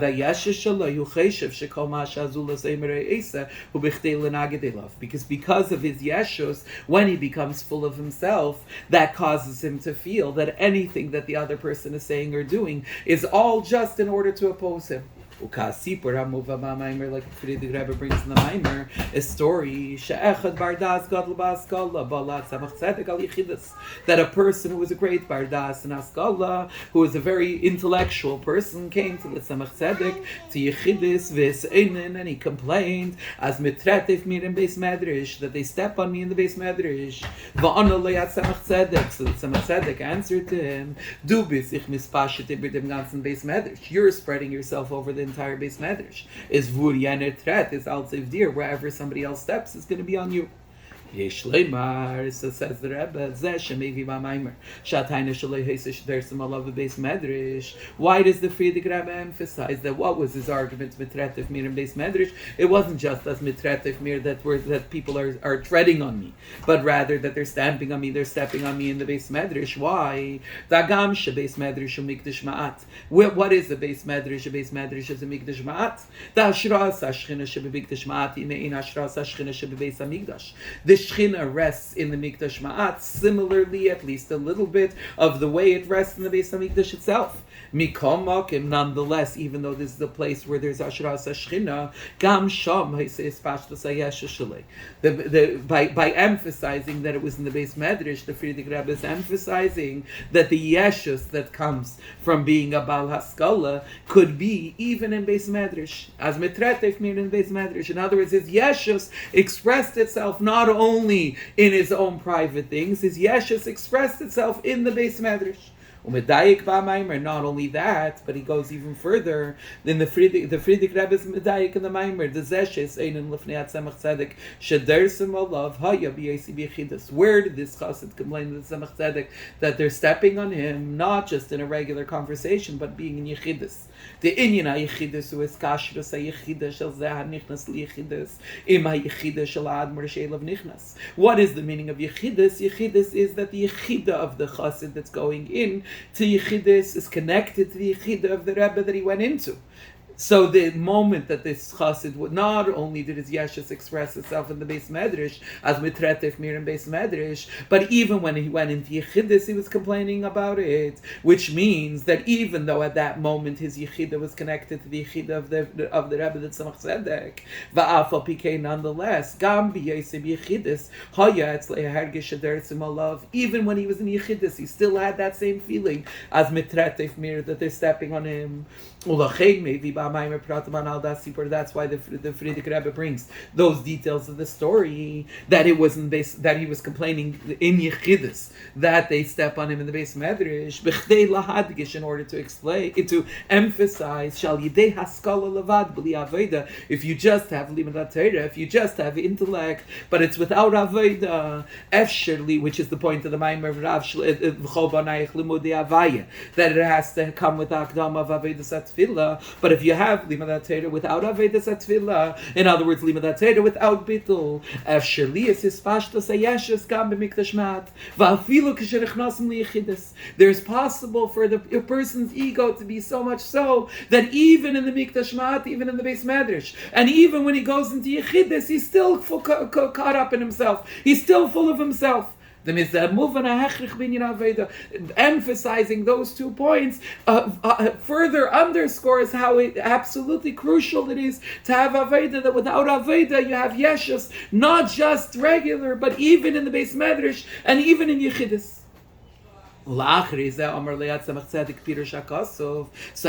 Tzemach Tzedek told him that you're mispashit in the whole Beis Medrash, and therefore wherever somebody steps is stepping on you, then the Tzemach Tzedek explained to him the pasuk, Yazev Rasha Darkei, Vish Oven Machshavos, of a Rasha should leave his way, and literally the word is Ish Oven, a person of sin should leave his thoughts. Said the Tzemach Tzedek, Ein B'Cheilam Hu Koyach V'Eis. He said read it not, it's Ish Oven, but Ish Ein with a chaylam, which means strength, which means might, or pirish ish ein, ish chazak b'das atzmei.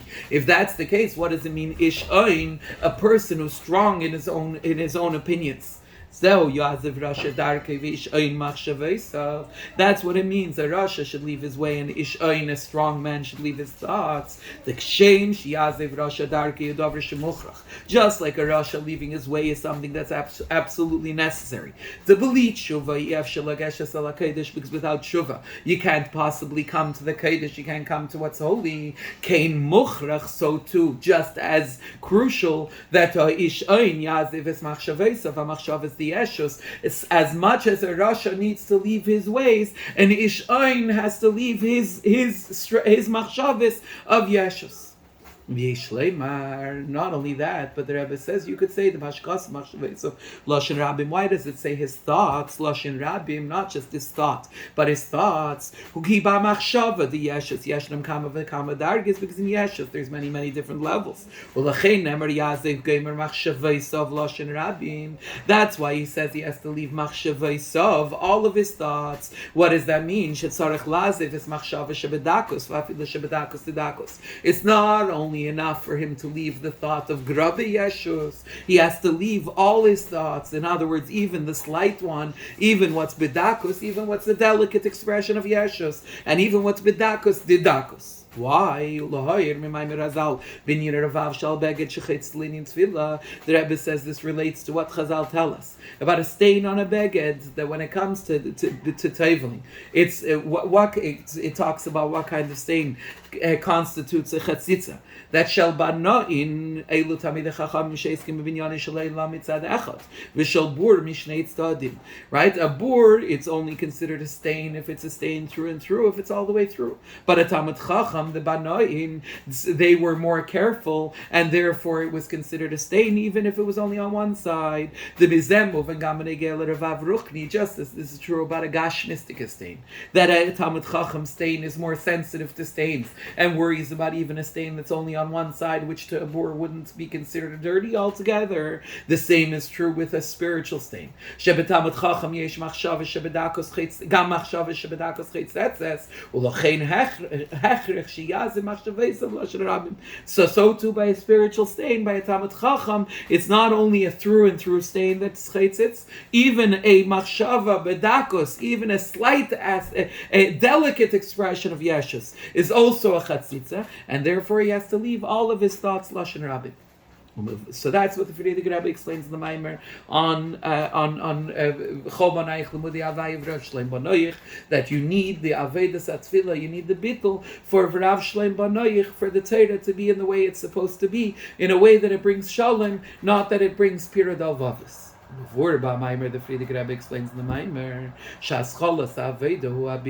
what is the Aveda that's necessary in order that Ish Ein Machshavesav, that an Ish Ein should be able to leave Machshavesav, should be able to get out of his Yeshus. It starts with Bittul.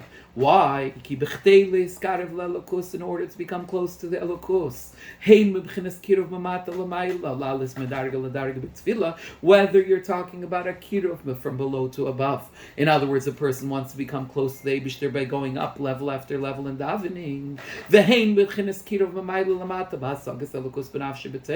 Or if you're talking about becoming close to the Eibishter from above to below, the other form of kiruv, which is mamayla lamata, by understanding Elokus in his soul, being mamshech, drawing godliness down on his soul by learning Torah. Both of those could only be achieved both of those could only be achieved through the beginning of the Aveda, which is Anava, which is humility, and Shiflus, lowliness, which is Bittul. V'yishleimar. So now the Rebbe says this point that relates to the point that we've been saying. The shleimus of both sides, of both Memayla Lamata and Lamata Lamayla. That both the shleimus is only when both of them have in each the mailas of both of them. So you see this also here in the Maamer of Rav Shleim Banoich. The Zeh Shemefaret Ba Maamer Shnei Yifanim Tekirav Lelukus.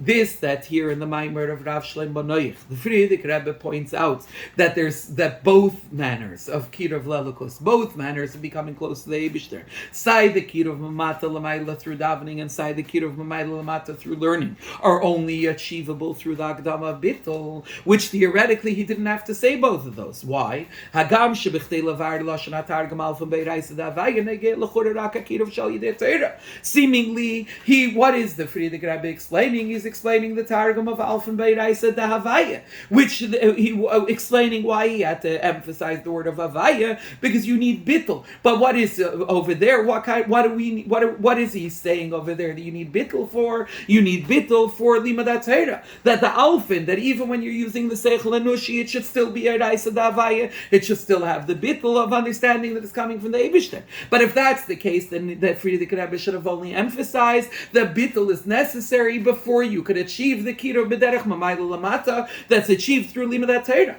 But he doesn't just say that. He also says that in order to achieve the kiruv b'derech mamata lamayla through avedas hatfila, is also achievable only through bittul. Why? Why does he talk about something that's not relevant to what he's explaining? Is in order to hint to the fact that when you first have bittul, before not only limadat Torah but also avedas hatfila, shalim debanayich tamidech rama iskim b'Torah mamayla lamato b'shleimos, then you're able to have the shalom of banayich. In other words, the tamidei chachamim who are involved in Torah, the bidur b'derech mamayla lamata, is able to be b'shleimos. Why? Shekailo gamayla sashalom d'tfila mamata lamayla, because when you have bittul first, then you're able to have in the limadat Torah not only the mayla of limadat Torah, not only the mayla of bidur b'derech mamayla lamata, but also the mayla of tfila, of avedas tfila, also the mayla of the kiruv that comes b'derech mamata lamayla. So now we have to explain, but we stated a fact. We stated that through Gilui Yichida, and similarly now in this case in Isaiah, we stated that through Hakdamas Habitul, you're able to have both Mailas, the Maila of Mamata Lamaila in the Mamaila Lamata, and the Maila of Mamaila Lamata in the Mamata Lamaila.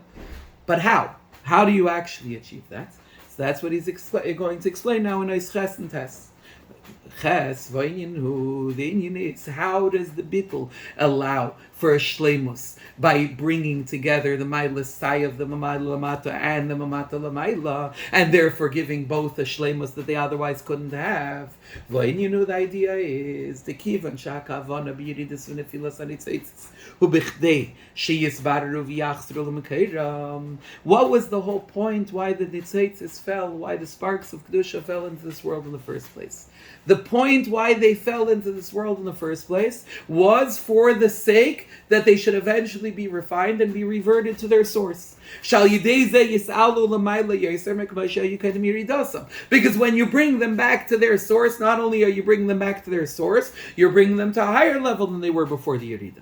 Right? So the point of the Nitzaitis coming down in the first place was for the sake of the beater. If that's the case, if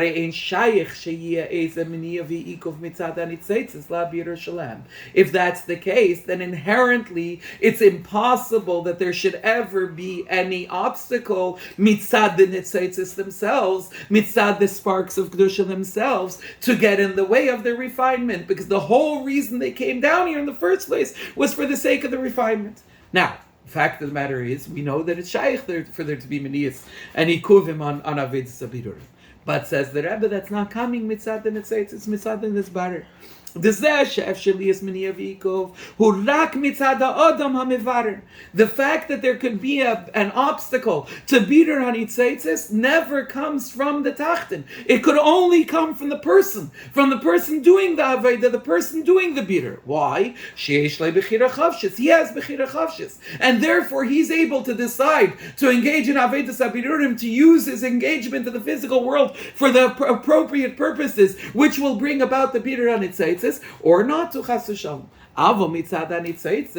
But from the side of the nitzaitis themselves, they don't have a choice, and therefore their whole point of the Yerida was Seirach Aliyah, and therefore there is no other way. They have to be nisbarer. Said the Rebbe, this relates to what it says in the pasuk in Malachim, that Adoni Ram was in charge of the taxes. What's Adoni Ram? Adoni Ram is the name of a person, but Adoni Ram is Adoni Ram. Adoni Ram is made up of two words, Adoni and Ram. Adoni, while derech shem adnos b'chines shchinte. Adoni is from the Lashon Adain, that's the Shechina, the Shem Adnos, which comes down into the world to give life to the world. So that's the Shechina. Ram is that which is above the world. In other words, that's the Reimemus, that's the exaltedness of Ein Seif, of the infinite light of the Eibishter, which is beyond the world. That's Kutshabrichu. Based on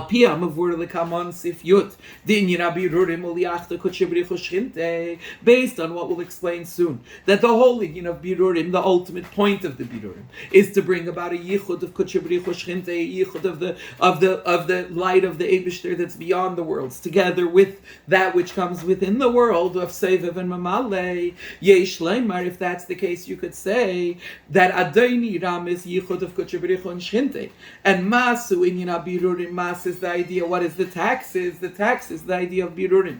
Why is it called taxes? Nikra b'shem mas, shemasu dover shemuchrach l'shalem. Why is it called mas? Because mas is something that has to be paid. That's not optional, that the person has no choice in.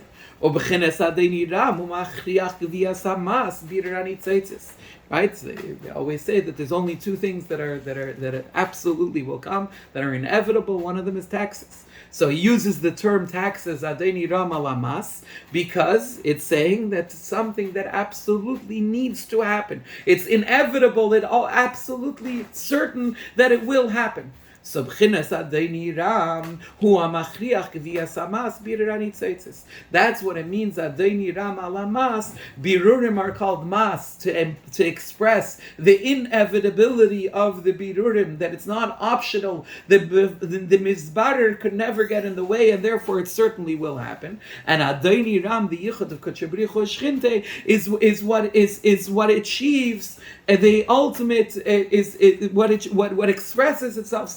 In the ultimate gviyas hamas, in the bidur hanitzaitis, and the refinement of the nitzaitis.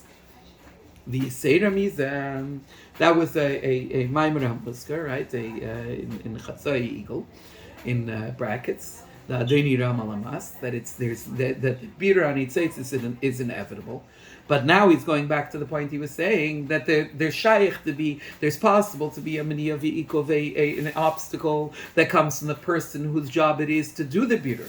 But mitzaden birurim themselves, mitzaden itzaitzis, the sparks themselves, it's inevitable that they will be nisbar. V'yiseder mizan, even more so. Not only do they have no choice, and therefore there is no question that they don't have bechira chavshis, and therefore there is no question that ultimately they will be refined. They're here and they want to be refined. That's their whole desire. That's an additional meaning of berabim hayu imadi, that they were berabim. What does that mean? That even those nitzaitzis, those sparks of kedusha that are berabim, that are found in rishus harabim, that came down into a separate place, seemingly a place of separation, a place that seems to be disconnected from their source, disconnected from the Eibishter. They really desire that they should be refined. Not only will they ultimately absolutely be refined, but they desire and are thirsting, are yearning for the moment of their birur. Just like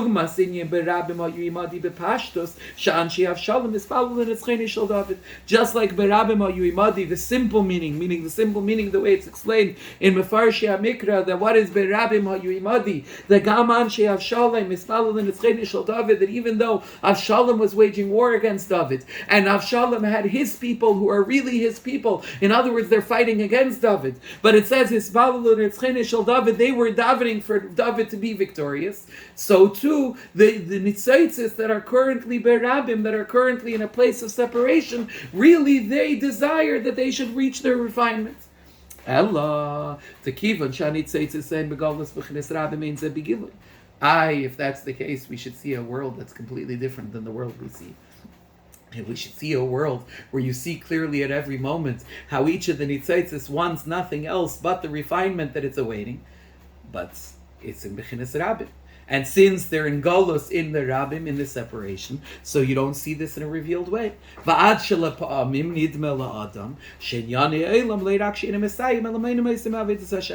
much so that it's sometimes possible for it to appear to the person that the world and the matters of the world aren't just not helping him, but they're actually an obstacle and withholding him, so holding him back from service, from Avodas Hashem.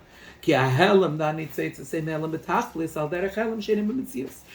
is this possible? If they're being mishtakik and they're sitting here and desiring, they certainly will be refined, and they're desiring refinement. So if that's the case, how could it even appear to the person that they're standing in the way?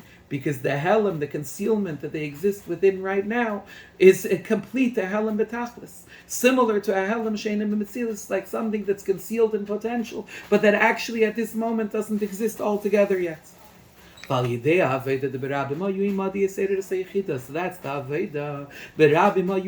Through awakening the Yechida, like we said before, not even necessarily reaching a complete Gilui of Eira Yechida, but the Hisayrus of the Yechida, the person thinking about the Yechida and what it means and what it's here to do. So he's awakening his Yechida, which is the Etzem HaNeshama Shalamayla Me'espashtus Metzias. That Yechida also, like the Helam Sheina B'Metzias, the Yechida is the essence of the soul, which is beyond expression, and therefore it's essentially at this moment as if it's Einei B'Metzias also. And when the person's Me'er the Yechida, that's Mis'er Mizgala Helam Sheina B'Metzias Anitzaitis, that awakens and reveals the concealment, even that's not B'Metzias at all, of the Nitzaitis, of the sparks of Kedusha. V'hat Shuka Shalahem Lizbarer, and the essential desire that they have at every moment, that they want to be refined. Inyan Berabim Hayu Imadi, the fact that even when they're Berabim, even when they're in separation. It's still imadi. So when you have the gilui of the yechida, then you reveal in the nitzaitis themselves how really all they want is to be misbarer.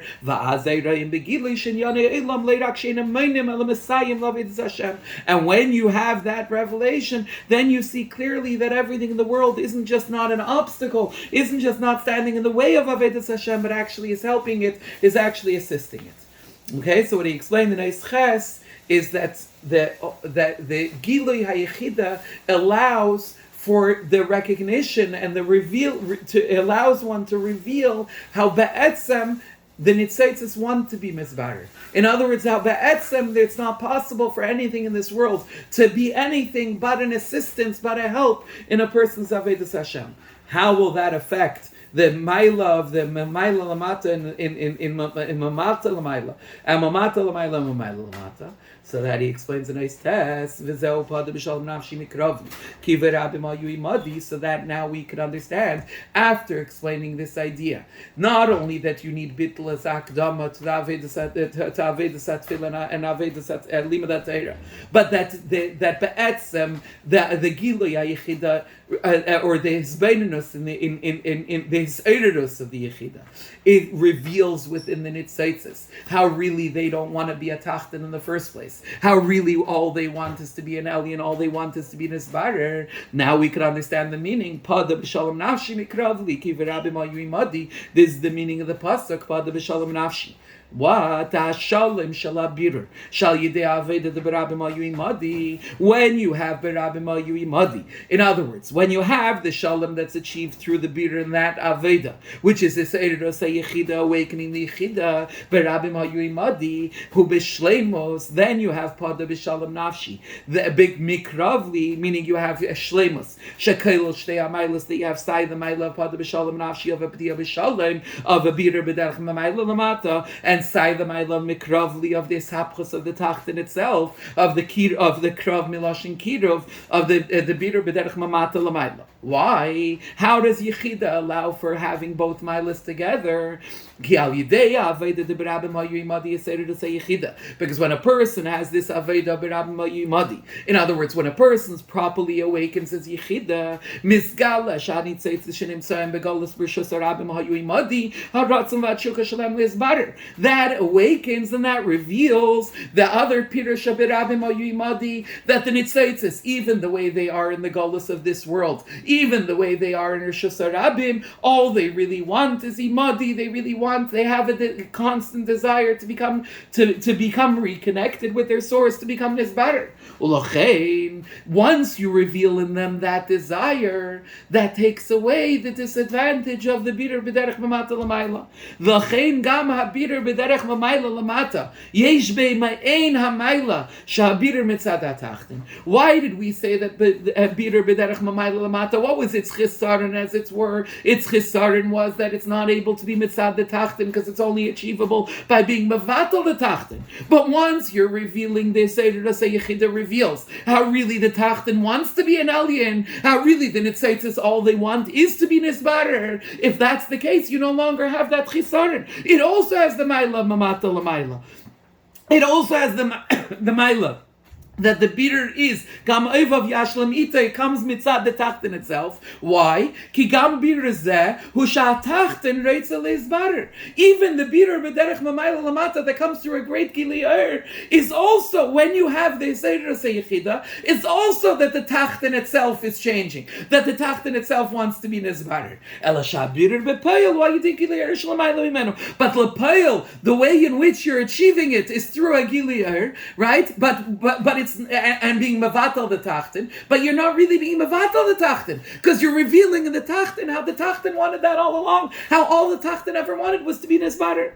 Valderech zeliidach, and so too the other way around. Shebgam habider shebederech mamata lamayla hu ba'ifin shemizbatal isnagdu shalatachtin. What did we say was the chisaron of the bider b'derech mamata lamayla? That you don't have a complete ishapcha. Why? Even though you're engaging with the tachtin and changing it, but ultimately ultimately it's still a tachten, and if ultimately it's not nisbatal, it's still a tachten, then there's still be'etzem the isnagdus of the tachten, and therefore it's shaykh still that it should be menaged to the alien. But if you did it with this Eidus Yechida, then you have the Maila of the Bitter B'derech Mamata L'Maila, while not having the Chesaron. The Zeshin is barely il sifei shegam la'achriya Bitter da tachten, Bitter B'derech Mamata L'Maila. Nishar adayim be'elam is nagdash alei. This that we said before, that even after you mavara the tachten in a manner of Mamata L'Maila, it still has be'etzem be'elam, it still remains this nagdus because it's still be'etzem atachten, which is hepech elyon,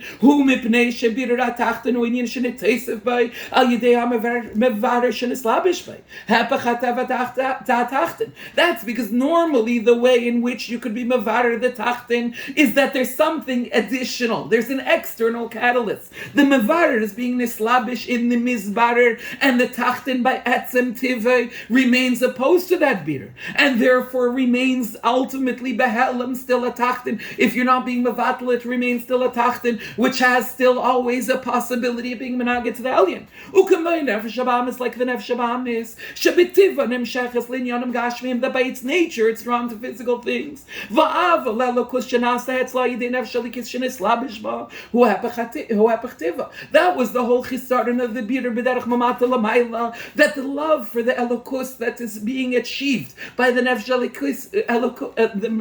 alikis enclothing itself within the nefesh habahamis ultimately was against the nature of the nefesh habahamis, and therefore there still remained always the possibility that the yichelis al kopanim, that it should still be menaged to the alien, it should still be menaged to the nefesh alikis. But that's only when it's something external that's being imposed upon it. So therefore, even though you have the maila of the bitter atachten itself, that it's achieving its own love for the Eibishter, but if it's coming from outside of it, then it remains inherently opposed to it. Means that moving, but if that's the case, it's understood. If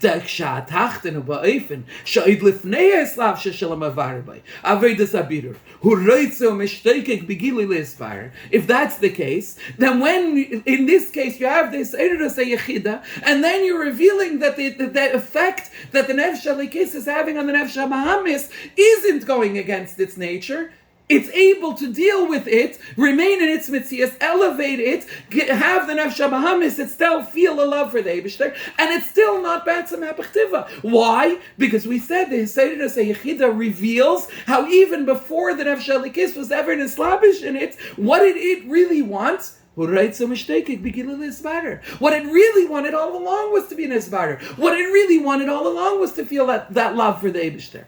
And if that's the case, then even though you weren't bevatal the tachten, you had the maila of gam of yashlamite, and you don't have the chisarim that you have be'etzem amenagit. Because azai then habirer ain't over noisav alav. The bitter of the tachten now isn't something external that's being added to it that isn't it itself, and therefore it remains apachtiv. No, it's what it really wanted all along. It's its own inherent nature. If it's not something added to it, it's certainly not the opposite of its nature. So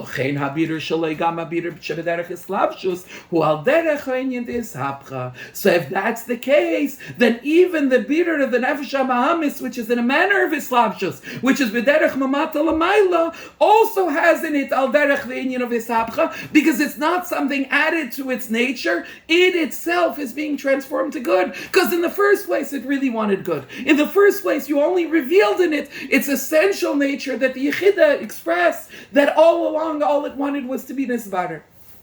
So therefore, if that's the case, says the Rebbe is saying in his test that when you have Hisayrus Yechida, when you have Ki v'Rabim Ayu Imadi, when you have Hisayrus of Yechida, then you're able to have Sai Podoh B'Shalom Nafshi, Sai the bitter b'derech mamayla lamata that comes through a Gilui that brings about a bittul of the tachten, but it should still have the maila of Mikrovli, it should still have the maila of the Kirov of this full ishapcha of Gamayv of Yashlamite, because even though the Gilui it brought about a bittul of the tachten, but the tachten wanted that all along.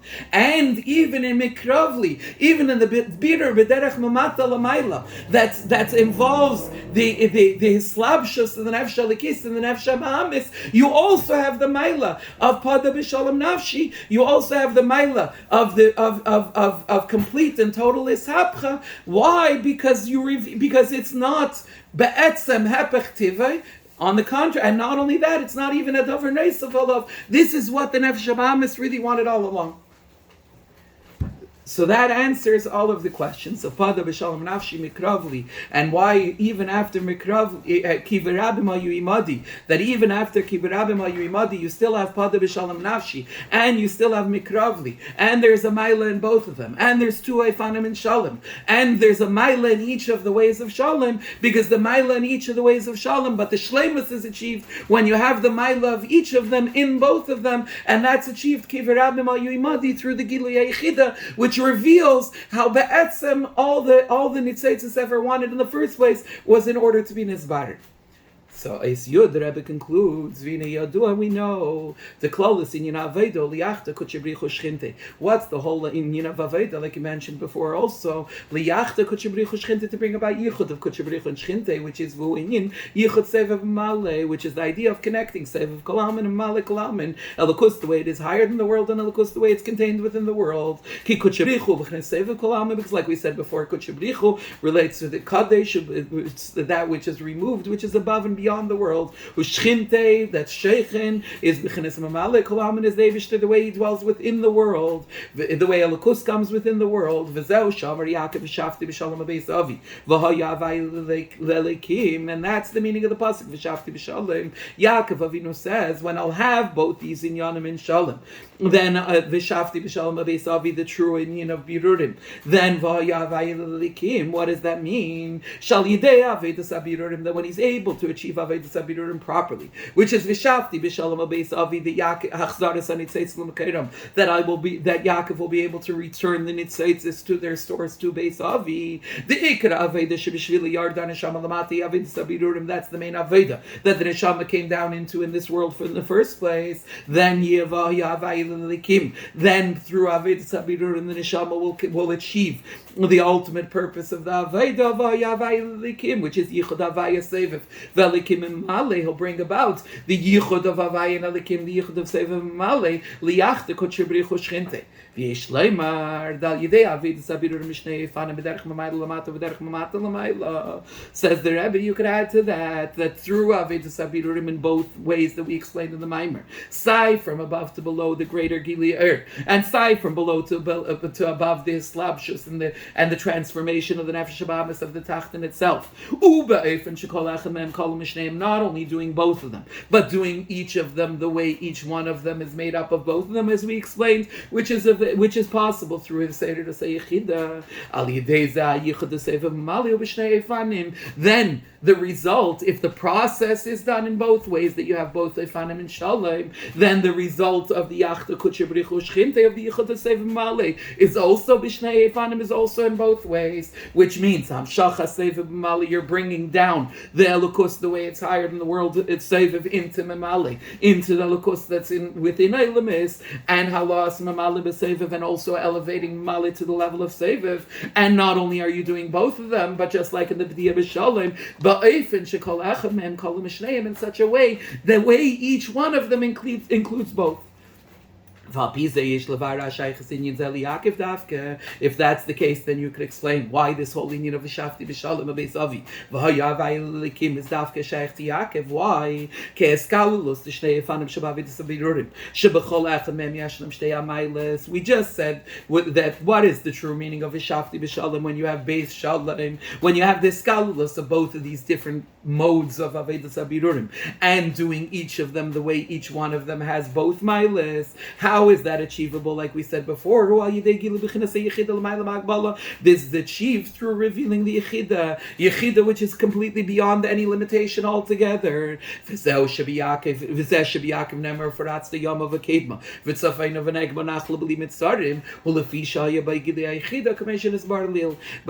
it says there's no limitations. Why? So in the first Maamer, the Rebbe said 3 Maamarim in that Shabbos, in that Farbrengen. The first Maamer, he explained how Yaakov is specifically connected to the idea of revealing the Yechida, and if that's the case, then it makes sense that Yaakov Dafka is the one who's able to do V'shafti b'sholem v'yavai likim. We know Shchino b'chinas Malchus. Shchina is the level of Malchus. Hakeleles is called Nishmas Yisrael. Malchus includes all Yiddish neshamas. K'maymer Hazal, like Chazal say, Kol Yisrael b'nei Malachim, all Yidden are ba'etzim b'nei Malachim, meaning are included in Malchus. Val Pizei Yesh Lemer, if that's the case, you could say to be Yichud Kutchabrichu Shchinte Nichlal Gama Yichud HaKadosh Baruch Hu v'Yisrael. That the yichud of Kutchabrichu Shchinte isn't just a yichud of Sevev and Mamale, but it's also a yichud of the Eibishter with Yidden. The Shleimus a yichud hu kishu b'shnei efanim amshach v'Allah, and just like in the yichud of Sevev and Mamale, of Kutchabrichu Shchinte, it's the Shleimus is when it's done in both ways, that you draw Sevev down into Mamale, and that you elevate Mamale to Sevev. So too, the yichud of the Eibishter in Yidden is when it's done in both ways, that the Kutchabrichu, so to speak, is brought down into Yisrael, and Yisrael is elevated to Kutchabrichu. V'yesh leimar, you could say the Ma'atamim al Zeh She'inyan Nisuin D'Hakadosh Baruch Hu Yisrael Yelasad Lavi. One of the reasons why the union of the marriage of the Eibishter and of Kutchabrichu and Yisrael will only be when Mashiach comes is because we just explained that this Gili of the both of them in both ways that have both milas is through Gilei Yechida, and only Lasad Lavi Az Gilei Yechida Yidei Mashiach Shebchenes Yechida Klalis, that when Lasad Lavi there'll be a revelation of the Yechida through Mashiach, who is the Yechida Klalis of the world, which is Amita Sein Yida Fuaratzta, and that will allow the true Nisuin of Kutchabrichu, of Kadosh Baruch Hu and Knesset Yisrael, which is the true Inyan of Fuaratzta. The Yechida brings to the complete bittul of all limitations, Al Yidei Shiyala Peretz Lefanenu, which is achieved through Mashiach, who's also referred to as the Peretz, the one who breaks all of those limitations. This should be Bekar of Mamish.